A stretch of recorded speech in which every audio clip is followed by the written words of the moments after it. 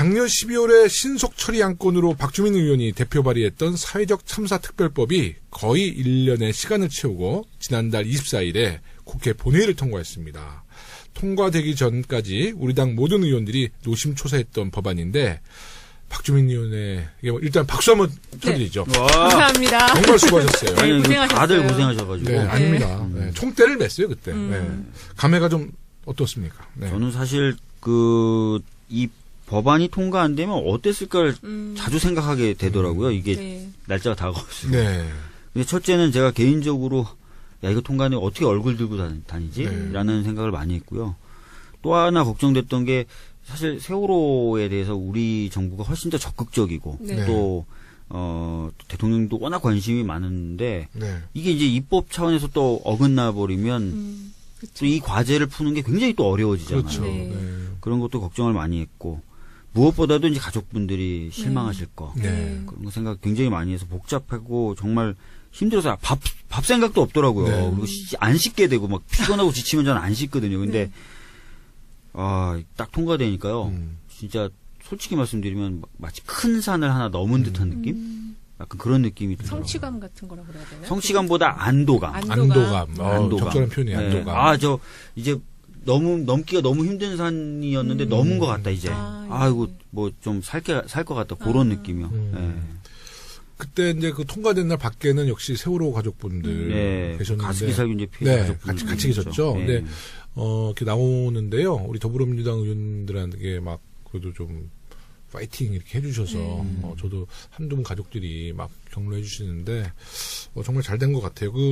그때 가습기 살균제 피해자 가족들과 이제 세월호 유가족분들 네. 가족분들이 박주민 의원님 따로 만나셨잖아요. 그때 네. 어떤 이야기를 좀 건네시던가요? 나오니까 수고했다는 말씀을 가장 많이 해주셨고요. 대부분의 어머님들은 다 우셨어요. 그리고 그 아버님들은 잘 안 우시거든요. 근데 아버님들도 많이 우시더라고요. 그리고 어떤 어머님은 이제 뭐 본인이 끼고 계시던 장갑을 막 빼서 저한테 끼워주면서 지금 당장 줄게 이것밖에 없어 다루고 하고 나중에 보니까 또 문자도 많이 보내주셨어요. 가족분들이 네. 고맙다. 그 국회 현장에 안 계셨던 분들은 또 치킨 쿠폰 같은 거 있잖아요. 그 카카오로 그게 보내지더라고요. 네네. 그래서 그런 것도 막 보내주시고 그 사회적 참사 특별법 표결 전에 직전에 반대 토론자로 자유한국당의 정유섭 의원이 나오셨잖아요. 정말 제정신이었어요. 네? 왜냐면 그 방청석에는 그 가족분들이 지켜보는데, 야, 뭐 세월호 사고 원인 아직도 모르냐, 뭐 자기한테 물어봐라, 뭐 자기가 가르쳐 주겠다. 정말 이거는 정신세계가 좀 궁금했어요, 사실. 네. 그때 뭐 장난 아니었죠. 네. 그때 이제 다 같이 들으셨잖아요. 네네네. 뭐 정말 저는 진짜 와 아직도 저렇게 생각하는 사람이 있구나 그런 느낌이 들었어요. 네. 저도 정말 충격적이었어요. 이러면 낙선 운동 벌어지지 않을까요?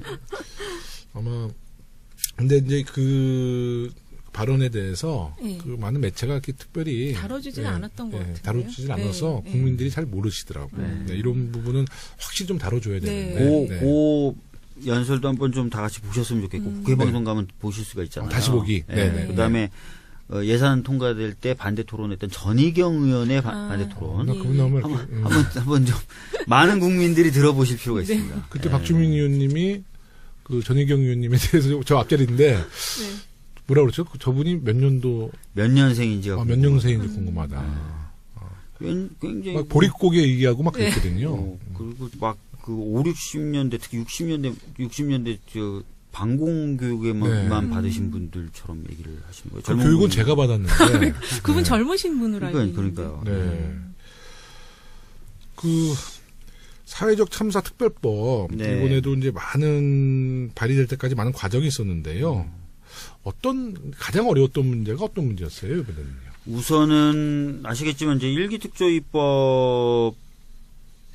특조위가 정부에 의해서 작년 여름에 강제 종료당하잖아요. 그래서 그걸 막으려고 사실은 그 일기 특조위와 관련된 법의 개정안을 발의를 했었어요. 더불어민주당, 우리 당뿐만 아니라 국민의당 다 참여해서 한 168명이 찬성한 법안입니다. 근데 논의조차 안 됐어요. 국회 선진화법 때문에. 그러니까 이거를 어떻게든 그 자유한국당의 반대와 또는 저지를 뚫고 본회의에 상정시키는 게 숙제가 된 거죠. 네네, 이기특조위를 네. 만들려면. 그래서 신속처리 안건 지정이라는 방식을 선택했는데 그 지정한 데까지만 해도 한 4개월 걸렸어요. 야. 법안을 수차례 바꿔가면서 법안 내용도 준비했고 가습기 살균제 피해자분들도 만나서 설득을 네, 했었어야 네, 되거든요. 그 다음에 환노위로 이제 가게 되니까 환노위에 저희 의원들 네. 당연히 뭐 쉽게 오케이 해주셨지만 국민의당 설득하고 정의당 설득하고 다 설득했거든요. 제가 다니면서 네. 그 과정이 한 4개월 동안 정말 피를 말리게 하더라고요. 이 방식 안 되면 올릴 수 있는 방법이 없어요. 신속처리 안건 지정과 있고는. 그 다음에 이제 통과될 무렵에 그 한 2주 정도 빡시게 협상을 했었거든요. 네, 네. 그때도 이거 협상 안 되고 막 이래서 이 법안을 철회를 할까 아니면 우리 협상 안 되니까 결국 우리 법안을 내서 그냥 표대결로 지든 이기든 우리 법안으로 그냥 밀어붙여 볼까 별의별 생각을 다 야당의 했어요. 그 협상자로는 누가? 권은희 의원님이 이제 국민의당 그다음에 권은희 의원은 이 법 자체에 대해서 뭐 반대 입장은 자체에 대해서 반대한다는 입장은 아니었고요. 아니죠. 네. 근데 자유한국당까지 합의할 수 있는 안을 만들어야 된다는 입장이셨어요. 그러니까 이제 협상이 잘 안 되죠. 네. 그러니까 왜냐면은 우리 당이나 가족분들은 자유한국당은 조사의 대상이다. 네. 그 조사를 방해해왔던 세력이다라고 생각하잖아요. 근데 이제 갑자기 근데 방해해왔던 세력도 동의할 만한 안을 만들자고 하니까 저희가 머리가 막 그러니까 이게 아프죠. 최근에는 국민의당이 주로 근데 그러잖아요. 중간에서 네네네. 다리 놓고 네. 네? 뭐 조정자, 중재자 역할. 중재자. 네. 네네. 극중주의라고. 네. 근데 하여튼 자유한국당은 누가 예. 나왔어요? 김선동인가요? 아 김선동 원내 의원. 예. 네. 처음부터 한 건 아니고 막판에. 네. 예. 그 우리 청취자분들이 혹시 이제 구체적인 내용을 잘 모르실 수 있으니까 그 주요 핵심 내용 좀 간단히 정리해 주시죠. 예, 네. 일단은 뭐 아시겠지만 가습기 살균제 사건하고 세월호 참사에 대한 진상 규명 작업을 할 수 있고요. 그 다음에 관련된 안전 대책을 세워서 권고할 수 있습니다. 네. 정부에. 그 다음에 피해자에 대한 지원이 제대로 되는지 점검할 수 있습니다. 요 네 가지의 역할을 하는 소위원회가 특별조사위원회 산하에 다 건설이 돼서 네. 역할을 담당하게 돼 있고요. 기간은 2년입니다. 2년. 2년 동안 조사하게 돼 있고, 근데 2년이라서 짧을 거 아니야라고 생각하시는 분들도 계신데, 그 2년의 기산점을 위원회가 마음대로 정할 수 있어요. 그러니까 미리 준비할 거 다 하고, 네네. 이제부터 시작해라고 하면 그때부터 시작되거든요. 괜찮네요. 예. 네. 그다음에 특검 요청 권한이 1기 특조위 때와 마찬가지로 부여되어 있는데 훨씬 강력하게 되어 있습니다. 1기 때는 그냥 특검 요청 권한만 있었는데 네. 지금은 특검을 요청하면 90일 내에 본회의에 자동 상정이 되도록 되어 있습니다. 그 안에 다 표결이 적용하는군요. 무조건 되도록. 네. 네네네. 그리고 1기 특조위 때는 2번만 특검을 요청할 수 있었는데 지금 무제한입니다. 그러니까 훨씬 강력해졌죠. 등등등 해서 기간 강화됐고 독립성 강화됐고 조사 권한 강화됐고 특검 요청 권한 강화됐고 그래서 가족분들도 뭐 크게 만족했던 그런 아닙니다. 협상 과정에서 조금 네. 완화됐던 부분이 바로 기간 같은 건데 기간을 원래 원하는 3년이었는데요. 네. 2년으로 좀 줄였어요. 아까 말씀드린 대로 대신에 네. 기산점 자체를 위원회가 결정할 수 있기 때문에 뭐 충분하다라고 판단했던 거죠. 네. 그런 좋은 법을 누가 만들었다? 네, 제가 발의했습니다. 네, 네. 박주민 의원님. 네. 참 잘하셨고요. 네. 그러면 이제 특조위 구성은 현재 어떻게 진행이 되는 거죠? 12월 5일 날 네. 국무회의에서 아시다시피 국회에서 법이 통과되면 정부로 이송이 되지 않습니까? 네. 그럼 국무회의가 한번 검토를 해서 의결을 한 다음에 공포를 해요. 네. 12월 5일 날 국무회의 의결을 거쳤고요. 네. 어제 공포가 됐습니다. 네. 그래서 지금은 정부 차원에서는 공식적으로 준비 지원단을 꾸리자라고 해가지고 준비 지원단을 꾸리고 있고요. 그 상태에서 이제 각 당이 위원을 추천해야 됩니다. 네. 네. 네. 그래서 각 당 위원 추천 작업을 들어가야 돼서 지금 피해자분들하고 활기차게 대화하고 있습니다. 어떤 위원이 좋은지. 본격적 활동이 언제부터 시작되나요?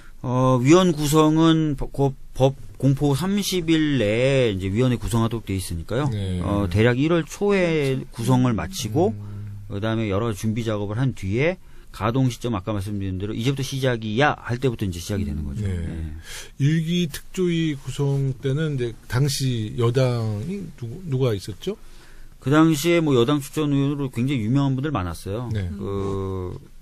박근혜 전 대통령의 마지막 민정수석 조대환도 거기 계셨어요. 친박. 네. 예. 그 다음에 문재인 대통령님을 가리켜 공산주의라고 얘기했던 고영주.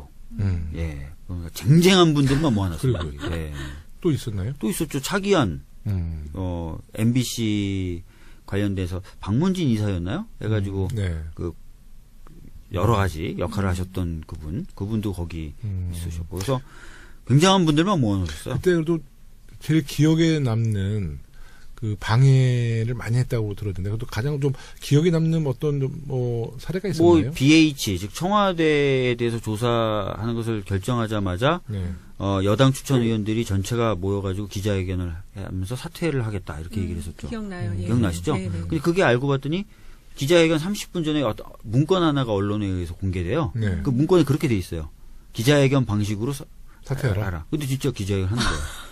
아. 그래서 나중에 이현이라는 그 당시 부위원장, 지금 네. 법률구조공단 쪽에 계신데, 이사장으로 계신데, 나와가지고 저희가 물어봤어요. 질의를 했어요. 어떻게 된 거냐 했더니, 청와대에서 그때 난리가 아니었다고. 막.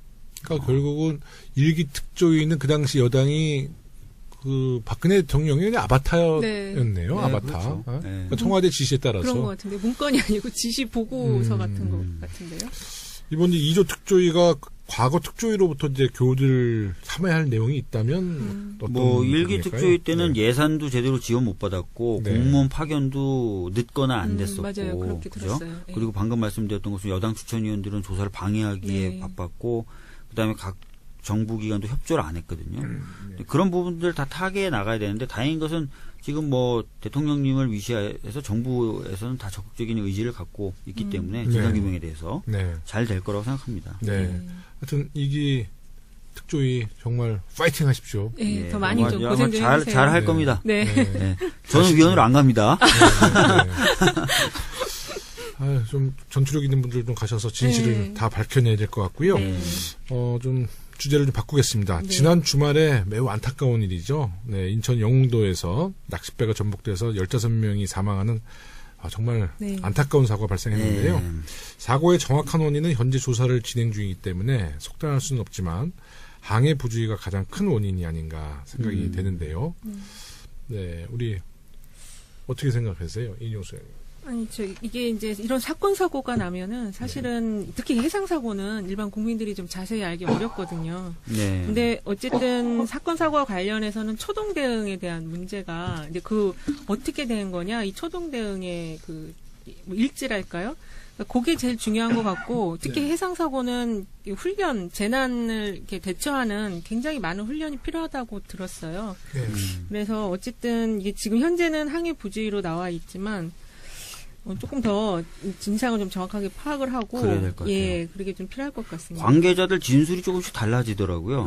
예. 예, 처음에는 마치 과실이 있었던 것처럼 네. 그 급유선에 네, 선장이 네. 얘기하다가 지금은 과실은 아니었다. 뭐 레이더에 안 잡혀서 그랬다. 뭐 이런 식으로 말이 네. 좀 바뀌고 있어서 진상에 대한 규명은 필요할 것 같습니다. 네. 이번 이제 사고가 나고 나서 이제 국민들은 이제 우리 문재인 정부가 이번 사고에 대해서 어떻게 대처하고 있는가에 많은 관심을 보이고 있는 것 같아요. 네. 컨트롤 타워의 대응과 해경의 구조 활동 어떻게 평가하십니까? 일단은 뭐 많은 언론에서도 평가하고 있는 것처럼 박근혜 전 대통령 때하고 비교할 수 없을 만큼 신속하고 네. 또 정부가 책임 있는 자세를 보였다. 네. 뭐 이런 부분에 대해서는 많은 평가들이 이루어지고 있는 것 같고요. 근데 뭐 그런 아쉬운 점들은 있어요. 해경의 출동이 늦었어요. 여전히 한 20분 20분 정도 좀 네. 늦었다는 네. 얘기가 네. 좀 나오고 네. 있고. 근데 이제 또 알아봤더니 그게 이제 해경 고속정이 선착장이 없는 거지. 없더라고요. 그거 하나 만드는데 이제 20억인데 그런 부분에 대해서 이제 사실은 꼼꼼하게 좀 더 저희들도 신경을 써야 되죠. 네. 예. 20억. 결국 돈의 재원의 싸움인가요? 이런 재난. 재원의 싸움이죠. 네. 근데 사람들이 보통은 매번 이런 사고가 발생하지 않으니까 네, 네. 급하지 않다고 생각하는 후순위로 경향이 있어요. 밀어넣는 거죠. 예산 순위를 네, 후순위로 예산 밀어넣는 순위를. 거죠. 네. 근데 한 번 사고가 발생하면 돌이킬 수 없는 결과가 그렇죠. 났기 때문에 그리고 거의 이런 부분에 대한 반복되는 예산- 사고 같이 맞습니다. 보여지거든요. 예. 그 정부하고 제가 지금 얘기하고 있는 법안이 하나 있어요. 네. 뭐냐면 이제 그 평상시에도 재난에 관련된 시스템을 점검하는 독립된 위원회를 하나 좀 만들자는 얘기가 지금 나오고 네. 있어요. 필요할 것 같아요. 예. 네. 그래서 미국 같은 데서는 평상시에 점검을 하고 네. 급작스럽게 모의 테스트도 해요. 아. 서면으로 하는. 아. 평상시 점검. 예, 그러면 하고 그다음에 그 기구가 사고가 나면 또 특정 사고에 대해서는 특정 재난에 대해서는 또 사후 모니터링 작업도 하고. 그래서 항상 이 시스템을 점검하는 거죠. 오늘 이제 국회에서 네. 재난안전대책특위 네. 거 위원이시잖아요, 의원님. 여당 간사입니다. 소소히 간사하기가 굉장히 어려워요. 그러니까 실력도 있으신 우리 김영우 의원님. 더불어민주당 중앙당 네네. 대책특위위원장이에요. 네. 그러다 보니까 이제 간사가 됐고 네네. 자유한국당은 이제 주로 이제 포항, 경주 네네. 지역의 의원들이 참여하더라고요. 예. 거기 지진 때문에 아마 그렇군요. 예산을 노리고 참여하지 않는가. 포항 예산도 진짜 피해가 크던데요. 그럼요. 경주의 5배 이상 됩니다. 네. 규모는 조금 작았는데도 실제로 피해는 더 컸다 그러죠. 네. 그래서 근데 이번에 그 해양경찰청 상황 그 녹음 자료 그걸 확보를 못했다 그러죠? 혹시 모르겠어요. 저도 오늘 보도는 근데 뭐 몇 가지 그 대화록 네. 녹음 파일은 공개한 녹음 거로. 파일이 있었대요? 예. 아니 그 지난 정부 때 그 세월호 사건 이후에 네. 그 해양경찰청의 녹음 기록 같은 것을 그건 네, 없앴죠. 다 없애버렸대. 왜냐면은 그 출동하는 선박하고의 그 교신 무선 교신은 네네. 기록을 안 하는 걸로 방침을 바꿨어요. 그러니까요. 그게 말이 안 되는 그거 다시 좀 상황인데. 복구해야 되지 않아요? 네. 그 김영호 의원님 네. 기억나시죠? 네. 그 백남기 어르신 때. 네네, 나죠. 예전에 용산 네. 때 출동했던 경찰들이 서로 나눈 무선 기록은 다 저장이 됐었어요. 네. 그런데 나중에 그게 국회에 제출되고 그게 공개돼서 그걸로 공격을 받으니까 용산 이후에 네. 녹음하는 규정을 없애버린 거예요. 네. 근데 똑같이 없앴어. 세월호 때 문제가 되니까 이번에 또 없애버린 네. 거예요. 그래서 그건 다시 좀 복구해야 될 것 같아요. 복구해야 될 것 같아요. 네. 그게 없으면 이거 어떻게 되는지 알 수가 없잖아요. 네. 그게 이제 그런 녹음 자료가 결국은 그 이후에 그 사고에 대한 원인 규명할 때. 문제점과 네. 원인 규명이 네. 아주 가장 중요한 결정적인 자료죠. 거죠. 네. 그거 한번 복구를 해야겠다는 생각이 들고요. 이번 사고를 사전에 예방할 수 있는 시스템을 좀 우리가 앞으로 마련해야 되는데 네. 이 사고라는 게 언제 어디서 생길지 알 모르잖아요. 네. 그래도 좀 정부에서 또 어떤 준비를 좀 해야지 이런 사고를 좀 미리 예방할 수 있을까요? 그러니까 제가 볼 때는 이번에 그 이국종 교수 이제 그게 이슈가 되면서 네. 응급 의료 체계에 대한 걸 좀 알게 됐거든요. 네네. 굉장히 열악하다는 걸 알게 됐는데 사실은 국민들이 이런 내용에 대해서 좀 알기가 힘들어요. 왜냐하면 내가 겪은 문제가 아니면 알 수가 없으니까. 근데 지금 이제 말씀하신 것처럼 선진국에서는 이런 거를 어떻게 대응하고 있는지를 좀 그것부터 먼저 우리가 좀 알 필요는 있을 것 같다고 생각이 들어요. 네. 그 지난번에 세바씨인가요? 거기 네. 이국종 교수가 나와서 강의를 하는데 네네. 그분이 세바시에서 그분이 했었어요. 세월호 때 출동을 하셨더라고요. 헬기에 네네네, 타고. 맞아요. 네. 그러면서 자기가 헬기에서 찍은 영상을 같이 이제 보여주는데 네. 대부분 구조 헬기가 바닥에 앉아 있는 거예요. 네. 왜 앉아 있냐면 급유를 못해서. 맞아. 주유하기가 하는 게 안 돼서. 그러니까 뭔가 재난이 있는데 헬기가 그래서 출동을 했는데 주유를 할 수가 없는 거예요. 그 정도로 시스템이 형편없었다는 거죠. 근데 이런 것들을 이제 하나하나씩 갖춰나가야죠. 이번에도 그 유가족 분들이 구조활동에 대해서 문제점을 제기하고 있어요. 네. 사고 수습에 대한 여러 가지 목소리가 나오고 있는데 네. 이제 우리 정부가 좀 더 신경 써야 되는데 이제 박주민 의원님 말씀처럼 우리가 그 선착장 네네네. 문제도 네. 이번에 그 출동이 20분 늦어진 거는 그 어선 선착장에 같이 있었던 거예요. 같이 있었으니까. 그러니까 이제 거기서 뭐 배를 다 정리를 해야지 이제 출동을 하는데 못 나가는 거죠. 그 어선 때문에. 그러니까 전용 선착장도 만들어야 되고. 선착장을 좀 만들어야 돼요. 네. 이게 약간 코미디 같은 내용인데 알고 나면은. 그리고 사실 그 구조 선박들도 네. 굉장히 노후화됐대요. 맞아요. 네, 노후화돼서 3분의 1 정도가 수리 중이랍니다. 정말요? 네, 3분의 1 정도 수리 중이고. 그래서 진짜 예산을 이런 데 네네. 쓰는 거는 공중으로 돈을 버리는 게 아니라니까요. 그렇죠. 그리고 잠수부들도 이번에 빨리 도착하셨는데 네. 장비 역시 또 굉장히 노화돼서 노화되고. 네. 잠수부의 장비도 정말 빨리 우리가 좀 근데 이번에 이제 나중에 얘기 나오겠지만 이번에 저희가 통과시켰던 네네. 이 예산안에는 해경 인원이 한 600명 가량 증가되는 예산이 네. 포함되어 있습니다. 네. 네. 이런 사고 보면 우리나라가 삼면이 바다인지 그게 좀 네. 의심스럽네요. 네. 해양 강구로 만들기 그러니까 위해서는 빨리 네, 해양 네. 강국이 되기 위해서는 이런 네. 것부터 선진화가 돼야 되겠어요. 맞습니다. 네. 일부 마지막 이야기로 적폐 수사와 관련된 이야기 좀 해보겠습니다. 최근에 그 문무일 검찰총장이 기자간담회 자리에서 적폐 수사를 연내 마무리하겠다라는 네. 발언을 해서 논란이 일고 있거든요.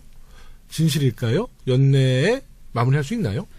그러니까 사실상 물리적으로 연내 마무리하는 건 어렵죠. 네. 근데 나중에 이제 발언 취지에 대해서 문밀 총장이 이제 얘기했던 부분이나 또 그 네. 당시 발언에 대한 부분을 좀 보니까 연내에 마무리 짓겠다라는 게 아니라 하여튼 최대한 신속하게 하겠다는 취지였다는 거죠. 그럼 네. 그렇게 얘기를 해야지. 신속하게 근데 처리하겠다. 왜 연내라고 네, 또 그러셔서 그래서 피로감 뭐 논란을, 그런 얘기가 있었잖아요. 네. 그래서 약간 그 발언과 그 발언의 해석에 대해서 약간 좀 여지는 있는데, 종합적으로 봤을 때는 연내에 마무리하겠다기보다는 좀 최대한 신속하게 하겠다. 네. 이런 취지였던 것으로 네, 보여집니다. 그럼 알려진 것과 좀 다른 거네요, 내용이. 그러게요. 아, 예. 네. 그 문물 총장 발언을 두고 이제 네티즌들은 좀 비판적인 입장을 보이는 것 같아요. 왜냐하면 적폐를 지금 마무리할 때가 아닌데 이제 그 발언을 하셨기 때문에. 네. 근데 그거는 네티즌 분들이 조금 이제 내용이 지금 정확하게 전달이 안 돼서 그렇게 비판하시는 걸로 지금 정리는 그렇게 해야 될 것 같은데요, 이 자리에서는. 근데 이제 적폐 수사와 관련한 여론에는 네. 이제 영향이 혹시 미쳐질까봐. 그래도 검찰에 네. 수뇌부가 이런 얘기를 하면 네. 혹시 수사에 그게 어떤 무슨 영향을 뭐 미치지 않나요? 가이드라인을 주기 위해서 그런 발언을 했다. 그렇게 보여지죠, 네. 사실은. 예, 그러면 이제 그 영향을 미칠 수는 있다고 보여지는데요. 네. 아까 말씀드렸던 것처럼 종합적으로 정리해 봤을 때는 신속한 수사에 대한 방점을 찍었던 말이다라고 네. 지금 얘기를 하고 있기 때문에 네. 영향을 미친다고 좀 보기가 어렵다고 지금은 보는 게 맞을 것 같고요. 네. 네. 그리고 또 이제 지금 주로 수사를 담당하는 쪽은 이제 서울중앙지검입니다. 네. 그래서 뭐 저희들이 또 중앙지검의 독립적인 수사나 이런 것들에 대한 또 신뢰가 있기 때문에 네. 네. 뭐 큰 영향 없을 것이다 이렇게 좀 보고 있습니다. 그러면 뭐 안심이 되죠. 네. 네.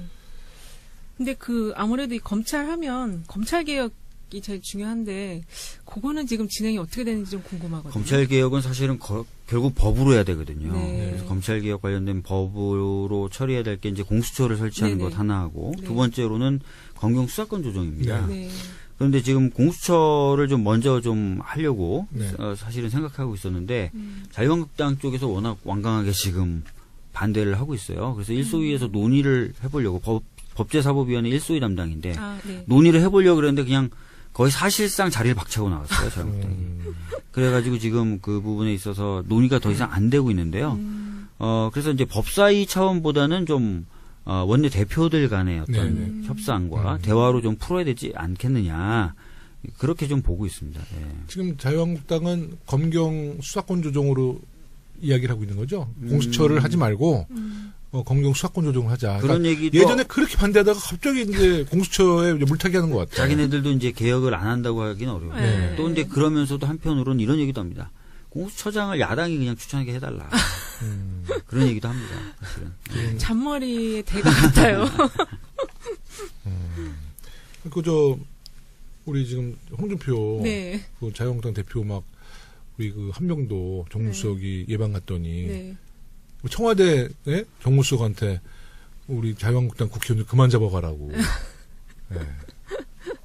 그러니까 지금 뭐 청와대 하명 수사를 하고 있다고 자꾸 생각을 하잖아요. 그러시나 검찰이. 보네요. 네네. 그리고 그게 수사가 아니라 보복이라고 생각을 네, 하고요. 네. 그런 프레임으로 갖고 있으니까 자꾸 그런 말을 하는데 아까도 제가 말씀드렸지만 법과 원칙대로 좀 수사를 하는 거예요. 네. 네. 그리고 문재인 대통령님이나 청와대 또 정부가 검찰을 도구로 쓰지 않겠다고 이미 선언을 했고. 그럼요. 예. 재판 이야기 하나만 하고 일부 마무리하겠습니다. 네. 어제 최순실의 조카인 장시호 씨의 1심 선고심이 열렸는데 검찰이 장시호 씨가 수사에 적극적으로 협조했다는 점을 감안해서 이제 1년 6개월을 구형했는데 재판부는 구형량보다 훨씬 높은 2년 6개월의 실형을 선고해서 구속됐어요. 예상 밖의 선고 결과인데 네. 이런 경우가 흔치 않죠. 아니, 근데 흔치 않죠. 재판부가 계속 좀 약간 판결이 그러니까요. 좀 네. 이해가 안 되는 것들이 좀 있더라고요. 근데 어쨌든 재판부의 의견 또 존중할 수밖에 주로 없습니다. 검찰의 구형량보다 많이 그 재판부에서는 그 언도하지 않잖아요. 재판부는 보통 구형량 안에서 안에서는 하죠. 안에서 판단을 하죠. 네. 근데 이제 이렇게 구형에도 불구하고 높게 형을 선고하는 경우는 그래서 굉장히 드물죠. 굉장히 드물죠. 그러니까 예. 그 지금까지 이제 법조인으로서 사시면서 이런 경우를 제가 담당했던 사건 중에서는 한 번도 그런 거 본 적이 한 번도 없어요. 네. 이거에 대한 이유 같은 거를 알 수도 없잖아요. 판단을 이미 하셔서 뭐 결론을 하신 법원 거기 때문에. 측의 이제 공식적 해명은 아니지만 네. 그 이런 어떤 부정부패나 이런 거에 대해서 이제 엄격하게 다뤄야 되는 거 아니냐. 이런 지금 또 형평성 원칙도 있어야 되는 거 아니냐. 뭐 이렇게 얘기를 하고는 있다고 해요. 장시호 씨가 굉장히 충격받았겠어요. 어저께 네. 저는 이 재판 받으러 가는 모습을 봤는데요. 네. TV를 통해서 봤는데 네. 옷도 굉장히 네. 신경 써서 입고 막 화장도 아주 그 화사하게 되게 연예인이 나온 줄 알았어요. 네, 아주 화사한 네. 화장도 하고 네. 그러고 이제 재판장을 들어갔는데 나올 때 표정이 완전히 바뀌었어요. 결국은 이제 구속된 거잖아요. 네, 네. 아니, 그러니까 본인은 그래서 전혀 예상 못한 거겠죠. 아니 그래서 모 신문에서는 네. 그 선고를 딱 듣고 나서 장시호 씨가 그랬대잖아요. 지금 머리가 하얘져요. 뭐 네. 이렇게 판사한테 우리 아이는 어떡합니까? 뭐 이런 아이를 얘기를 만나기로 했나 봐요. 그 재판 끝나고. 그러니까 예. 구속될지 모르고. 그렇게 얘기했다고 그러더라고요. 근데 이제 장시호 씨도 상당히 충격 받으면 그 이후에 이제 앞으로의 검찰 수사가 남아 있는데 네. 원래 뭐 특검의 복덩어리라고 했던 장시호 네. 씨가 네. 이번 충격 또 나름대로의 좀 허탈감 때문에 그 특검에 협조를 해주겠느냐 네. 또 이런 이야기가 나오거든요. 네. 네. 뭐 아무래도 이제 장시호 씨가 어떤 형량 거래, 네. 뭐 전문용어로 플리바게닝이라고 하는데 네. 우리나라는 공식적으로 플리바게닝이 허용돼 있지는 않습니다. 네. 그러니까 플리바게닝이 이제 사전 형량 조정제도. 조정제. 네. 네. 네. 플리바게닝을 통해서 뭐 검찰에 협조를 했느냐 안 했느냐는 뭐 드러난 사실이 아닙니다. 네. 네. 뭐 인정을 할 수 있는 뭐 공식적인 뭐 그런 건 없고요. 네. 네. 근데 이제 아무래도 굉장히 수사에 협조적이었던 건 사실이죠. 네. 네, 그렇게 많이 사실이기 알고 때문에 있죠. 네. 근데 이렇게 되면은 이제 협조를 안 할 수도 있다. 뭐 음. 이렇게 생각할 수 있는데 그건 또 봐야 돼요. 왜냐면 음. 더 협조적으로 할 수도 있어요. 저는 더 적극적으로 더 협조할 것 적극적으로 같은데요. 협조할 수도 있어요. 아, 그래요? 예, 예. 네. 왜냐면 항소심에서는 좀 더 다른 결과가 또 네. 나와야 되잖아요. 그렇죠, 그렇죠. 네. 음. 지금 장시호 씨의 전략은 크게 두 가지였던 것 같아요. 하나는 검찰에 대한 수사 협조가 네. 한 축이었고 다른 한 축은 제가 잘못한 거 아니고 저희 최순실 고모와 네. 그 박근혜 대통령이 잘못한 책임을 거예요. 넘기기. 이런 거였는데 네, 네. 그럼 항소심에서는 오히려 이제 그 책임 떠넘기기 네. 네. 이게 더 세질 수도 있어요. 경우에 따라서. 그래서 음. 그거는 좀 열어놓고 보실 필요가 있습니다. 근데 우리나라 이거 좀 다른 이야기지만 아까 그 플리바게닝 제도. 네. 근데 우리나라에는 아직 플리바게닝 제도가 없다 그러지만 근데 검찰들이 좀 그 자기들의 재량에 따라서 뭐 기소도 뭐 좀 안 하고 좀 구형 낮춰주고 그런 게 사실 있지 않았나요?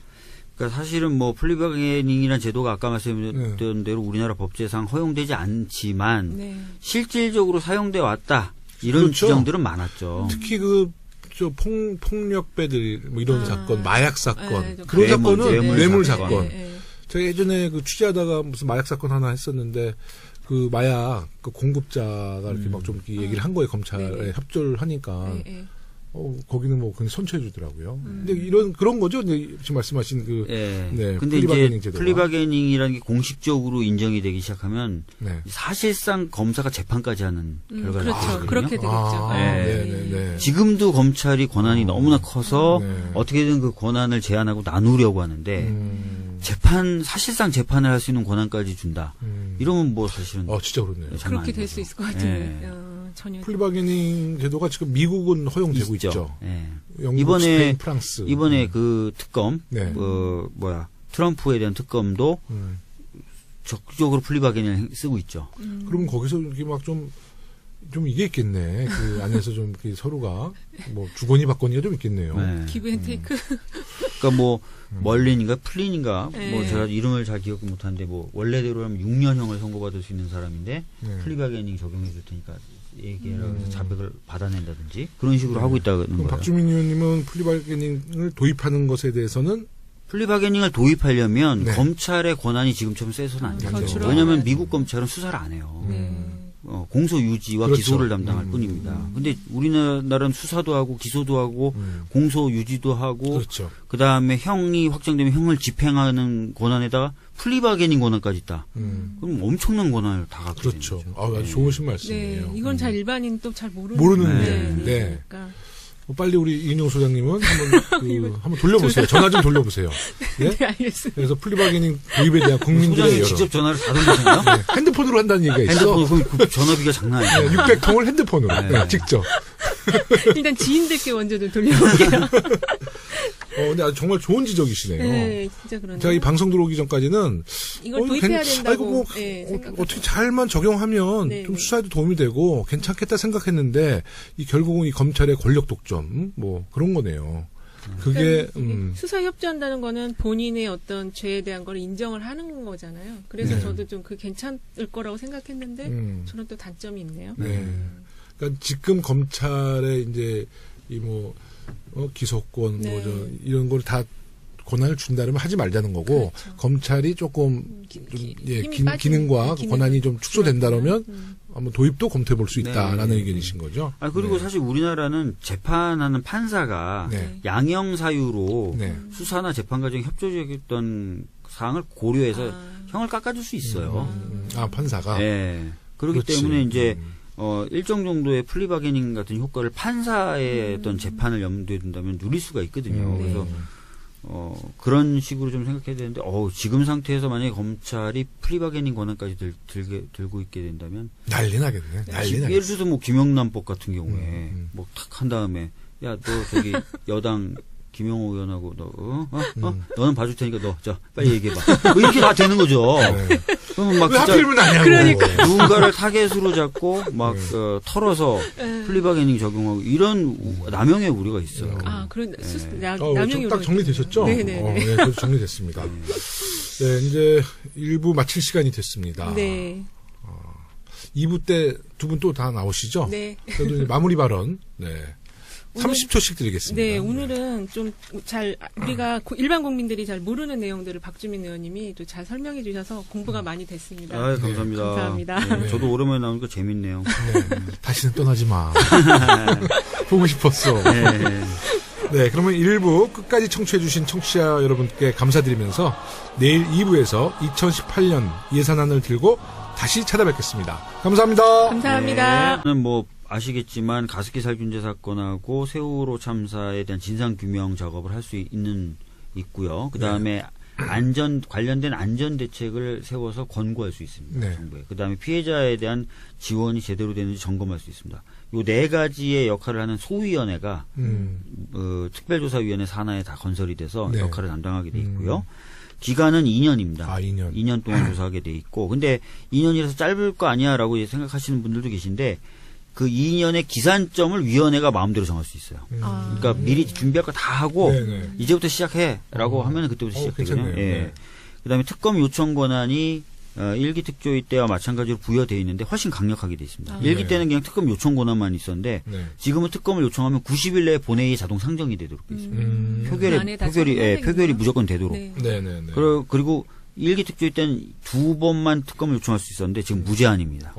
그러니까 훨씬 강력해졌죠. 등등등 해서 기간 강화됐고 독립성 강화됐고 조사 권한 강화됐고 특검 요청 권한 강화됐고 그래서 가족분들도 뭐 크게 만족했던 그런 아닙니다. 협상 과정에서 조금 완화됐던 부분이 바로 기간 같은 건데 기간을 원래 원하는 3년이었는데요. 네. 2년으로 좀 줄였어요. 아까 말씀드린 대로 대신에 네. 기산점 자체를 위원회가 결정할 수 있기 때문에 뭐 충분하다라고 판단했던 거죠. 네. 그런 좋은 법을 누가 만들었다? 네, 제가 발의했습니다. 네, 박주민 의원님. 네. 참 잘하셨고요. 네. 그러면 이제 특조위 구성은 현재 어떻게 진행이 되는 거죠? 12월 5일 날 네. 국무회의에서 아시다시피 국회에서 법이 통과되면 정부로 이송이 되지 않습니까? 네. 그럼 국무회의가 한번 검토를 해서 의결을 한 다음에 공포를 해요. 네. 12월 5일 날 국무회의 의결을 거쳤고요. 네. 어제 공포가 됐습니다. 네. 그래서 지금은 정부 차원에서는 공식적으로 준비 지원단을 꾸리자라고 해가지고 준비 지원단을 꾸리고 있고요. 그 상태에서 이제 각 당이 위원을 추천해야 됩니다. 네네. 그래서 각 당 위원 추천 작업을 들어가야 돼서 지금 피해자분들하고 활기차게 대화하고 있습니다. 어떤 위원이 좋은지. 본격적 활동이 언제부터 시작되나요? 위원 구성은 법 공포 30일 내에 이제 위원회 구성하도록 돼 있으니까요. 네. 대략 1월 초에 구성을 마치고 작년 12월에 신속 처리 안건으로 박주민 의원이 대표 발의했던 사회적 참사 특별법이 거의 1년의 시간을 채우고 지난달 24일에 국회 본회의를 통과했습니다. 통과되기 전까지 우리 당 모든 의원들이 노심초사했던 법안인데 박주민 의원의 일단 박수 한번 쳐드리죠. 네. 감사합니다. 정말 수고하셨어요. 네, 고생하셨어요. 다들 고생하셔가지고. 네, 아닙니다. 네, 총대를 맸어요 그때. 네. 감회가 좀 어떻습니까? 네. 저는 사실 이 법안이 통과 안 되면 어땠을까를 자주 생각하게 되더라고요. 이게 네. 날짜가 다가올수록. 네. 근데 첫째는 제가 개인적으로 야 이거 통과하면 어떻게 얼굴 들고 다니지? 네. 라는 생각을 많이 했고요. 또 하나 걱정됐던 게 사실 세월호에 대해서 우리 정부가 훨씬 더 적극적이고 네. 또 대통령도 워낙 관심이 많은데 네. 이게 이제 입법 차원에서 또 어긋나 버리면 또 이 과제를 푸는 게 굉장히 또 어려워지잖아요. 그렇죠. 네. 네. 그런 것도 걱정을 많이 했고 무엇보다도 이제 가족분들이 실망하실 거 네. 그런 거 생각 굉장히 많이 해서 복잡하고 정말 힘들어서 밥 생각도 없더라고요. 네. 그리고 안 씻게 되고 막 피곤하고 지치면 저는 안 씻거든요. 근데 딱 통과되니까요. 진짜 솔직히 말씀드리면 마치 큰 산을 하나 넘은 듯한 느낌? 약간 그런 느낌이 들어요. 성취감 같은 거라고 그래야 되나? 성취감보다 안도감. 안도감. 적절한 표현이 네. 안도감. 이제 넘기가 너무 힘든 산이었는데 넘은 것 같다 이제. 아이고 뭐 좀 살 것 같다 그런 느낌이요. 네. 그때 이제 그 통과된 날 밖에는 역시 세월호 가족분들 네. 계셨는데 가습기 살균제 피해 네, 가족분들 같이 계셨죠. 네. 근데 이렇게 나오는데요. 우리 더불어민주당 의원들한테 막 그래도 좀 파이팅 이렇게 해주셔서 저도 한두 분 가족들이 막 격려해 주시는데 정말 잘 된 것 같아요.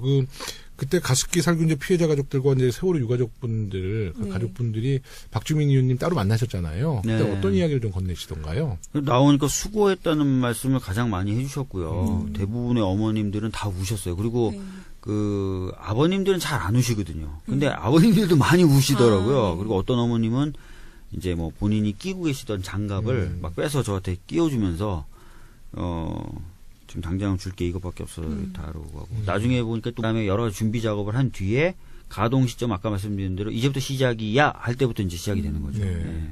일기 특조위 구성 때는 이제 당시 여당이 누가 있었죠? 그 당시에 뭐 여당 추천 의원으로 굉장히 유명한 분들 많았어요. 네. 박근혜 전 대통령의 마지막 민정수석 조대환도 거기 계셨어요. 친박. 예. 그 다음에 문재인 대통령님을 가리켜 공산주의라고 얘기했던 고영주. 예. 그러니까 쟁쟁한 분들만 모아놨어요. 그리고 예. 또 있었나요? 또 있었죠. 차기현. MBC 관련돼서 박문진 이사였나요? 해가지고 네. 그 여러 가지 역할을 하셨던 그분도 거기 있으셨고 그래서 굉장한 분들만 모아놓으셨어요. 그때 그래도 제일 기억에 남는 그 방해를 많이 했다고 들었는데 그것도 가장 좀 기억에 남는 어떤 뭐 사례가 있었나요? 뭐 BH 즉 청와대에 대해서 조사하는 것을 결정하자마자 네. 여당 추천 의원들이 전체가 모여가지고 기자회견을 하면서 사퇴를 하겠다 이렇게 얘기를 했었죠. 기억나요. 예. 기억나시죠? 네, 네. 근데 그게 알고 봤더니 기자회견 30분 전에 어떤 문건 하나가 언론에 의해서 공개돼요. 네. 그 문건에 그렇게 돼 있어요. 기자회견 방식으로 사퇴하라. 근데 진짜 기자회견 하는 거예요. 아. 그래서 나중에 이현이라는 그 당시 부위원장, 지금 네. 법률구조공단 쪽에 계신데, 이사장으로 계신데, 나와가지고 저희가 물어봤어요. 질의를 했어요. 어떻게 된 거냐 했더니, 청와대에서 그때 난리가 아니었다고. 막. 그러니까 결국은 일기 특조위는 그 당시 여당이 그 박근혜 대통령의 아바타였네요. 네. 아바타. 그렇죠. 어? 네. 그러니까 청와대 지시에 따라서. 그런 것 같은데 문건이 아니고 지시 보고서 같은 것 같은데요.